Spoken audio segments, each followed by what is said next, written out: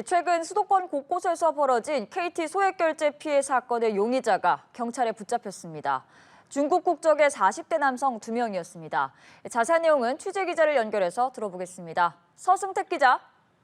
네, 지난달 말부터 이번 달 초까지 경기 광명시와 서울 금천구 등지에서 잇따랐던 KT 휴대폰 무단 소액결제 사건의 용의자가 어제 검거됐습니다. 용의자는 중국 교포 48살 남성 A씨로 어제 오후 2시 3분쯤 인천공항에서 검거됐는데요. 경찰은 또 부정결제로 취득한 상품권의 현금화에 관여한 또 다른 용의자 44살 중국 교포 남성 B씨도 어제 오후 2시 53분쯤 서울 영등포에서 붙잡았습니다. 경찰은 이들을 상대로 구체적인 범행 경위를 조사하고 있는데요. A씨는 피해 발생지 주변에서 불법 소형 기지국 장비를 자신의 차량에 싣고 운행한 사실을 시인한 것으로 전해졌습니다. 경찰은 A씨가 범행에 사용한 불법 소형 기지국 장비를 확보한 상태입니다. 다만 A씨가 이 장비를 이용해 어떻게 피해자들 명의의 휴대전화에서 정보를 탈취하고 또 소액결제까지 성공했는지는 아직 밝혀지지 않았습니다.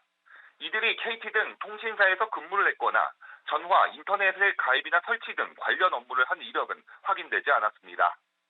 경찰이 이들을 체포한 건 이번 사안이 지난 4일 언론 보도로 세상에 알려진 지 12일 만인데요.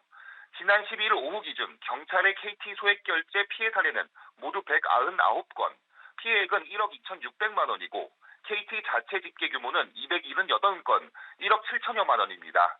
경찰은 A씨와 B씨에 대해 도주와 증거인멸 가능성을 고려해 조만간 구속영장을 신청할 계획입니다. 지금까지 보도국에서 전해드렸습니다. 그동안 잇따른 소액결제 피해에도 고객 개인정보 유출은 없다던 KT가 결국 정보 유출을 인정하고 사과했습니다. 신고를 받은 개인정보보호위원회는 진상 파악에 나섰습니다. 최덕재 기자입니다. 예정에 없던 긴급 브리핑을 연 KT. 김영섭 대표가 무단 소액결제 사태에 대해 사과하며 연신 머리를 숙였습니다. 초소형 기지국을 통해 고객 5,561명의 가입자 식별번호 IMSI 등 개인정보가 유출됐을 가능성을 확인해 개인정보보호위원회에 신고했다고 밝혔습니다. 이재명 대통령이 100일 기자회견에서 KT 사태와 관련해 해킹 축소나 은폐가 있다면 책임을 묻겠다고 말한 시각과 비슷한 때였습니다. 한창 해킹 가능성이 제기될 때 그럴 일은 없다며 서버를 파기한 것도 잘못이었다고 인정했습니다.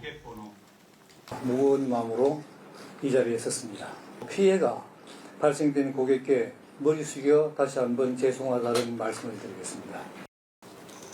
그러면서 추가 피해가 일어나지 않도록 기술적 조치를 취하고 피해 고객에게 100% 보상책을 강구하겠다고 했습니다. KT는 불법 초소형 기지국 신호 수신 이력이 있는 이용자 전원의 유심을 무료로 교체하고 유심 보호 서비스를 제공함과 동시에 24시간 전담 고객센터도 운영합니다. 한편 신고를 접수한 개인정보보호위원회는 유출 경위 등을 파악할 계획입니다. 아직 단정할 수 없지만 해커가 차량을 이용해 이동하며 범행을 시도했을 가능성도 제기되고 있습니다. 고객 정보 유출은 없다던 KT가 결국 사과하고 유출 가능성을 신고했습니다. 대통령이 직접 책임을 묻겠다고 밝힌 가운데 수사당국이 어떤 결과를 내놓을지 주목됩니다. 연합뉴스TV 최덕재입니다. KT의 무단 소액결제 피해액이 1억 원을 훌쩍 넘는 것으로 파악됐습니다. KT가 경찰에 고지해도 수일간 대처가 없었다는 사실 역시 확인됐는데요. 민관합동조사단은 이번 범죄에 불법 초소형 기지국이 사용된 걸로 추정하고 정밀 조사에 나섰습니다. 문영민 기자입니다. 지난달부터 서울 서남권, 경기, 인천 일대 KT 이용자를 중심으로 확산한 무단 소액결제 피해. KT 자체 조사 결과 피해는 278건, 피해액은 1억 7천만 원 수준으로 파악됐습니다. 민관 합동조사에 착수한 정부는 사건의 원인을 불법 초소형 기지국 펨토셀로 추정했습니다. 펨토셀은 반경 10m의 통신을 제공하는 초소형 저전력 이동통신 기지국으로 불법 개조될 경우 휴대전화가 정상 기지국으로 오인해 연결되도록 하고 이때 데이터 탈취가 가능합니다.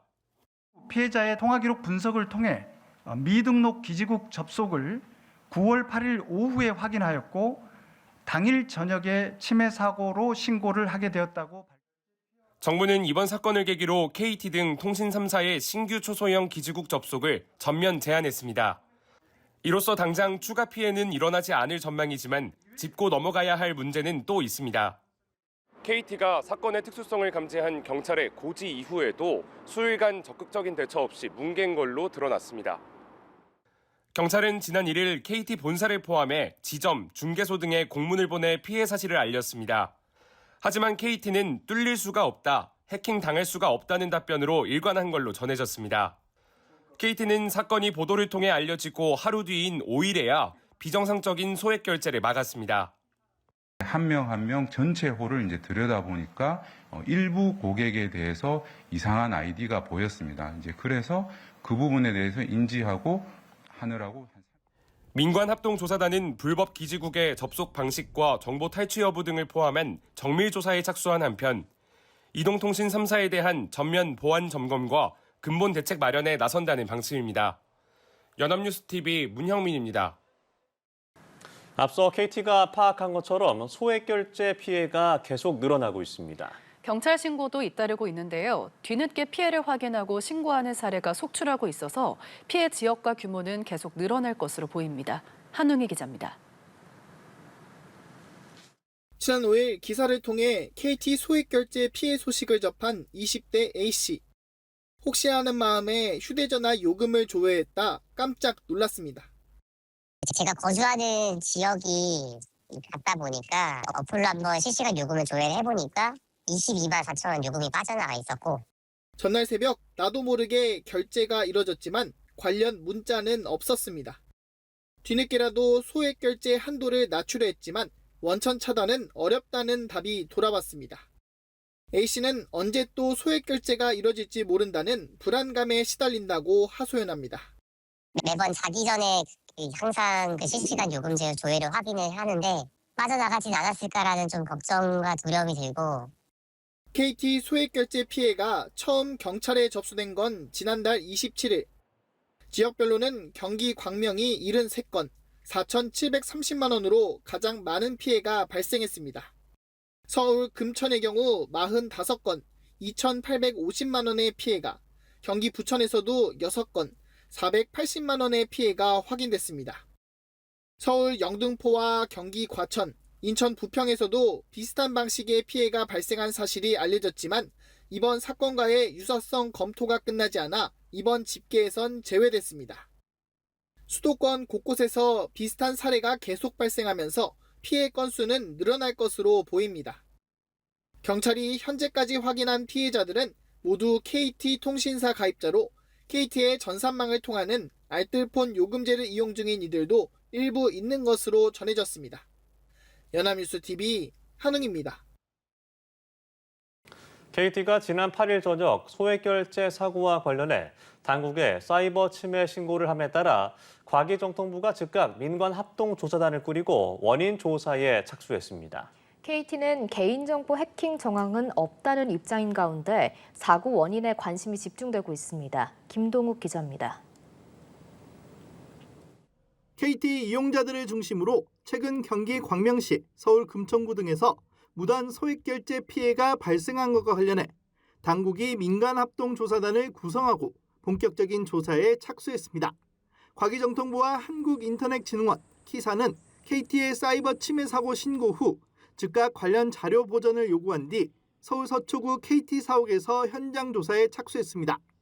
조사단 활동 범위는 최근 경기 광명시, 서울 금천구 등을 중심으로 KT 이용자가 무단 소액결제 피해를 본 사건에 대해 해킹 등 사이버 침해 행위가 있었는지 여부와 방지 대책 지원 등입니다. KT 측은 개인정보 해킹 정황은 없는 것으로 확인했다며 경찰 수사와 정부 조사에 적극적으로 협조해 조속히 사건이 규명될 수 있도록 최선을 다하겠다고 밝혔습니다.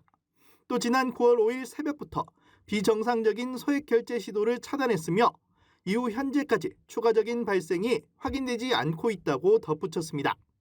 범행 수법은 여전히 오리무중인 가운데 복제폰, 중계기 해킹 등 다양한 가능성이 제기되고 있는 상황이어서 합동조사단의 조사 결과에 이목이 집중되고 있습니다. 과기정통부는 지난 4월 SK텔레콤 해킹 사태 당시에도 민간합동조사단을 운영한 바 있으며 평균적으로 조사단 활동에 1에서 2개월이 소요됩니다. 중국 배후로 추정되는 해킹 조직이 정부 기관을 비롯해 KT와 LG유플러스를 해킹했다는 의혹은 이번 조사 범위에 포함되지 않았습니다. 연합뉴스 TV 김동욱입니다.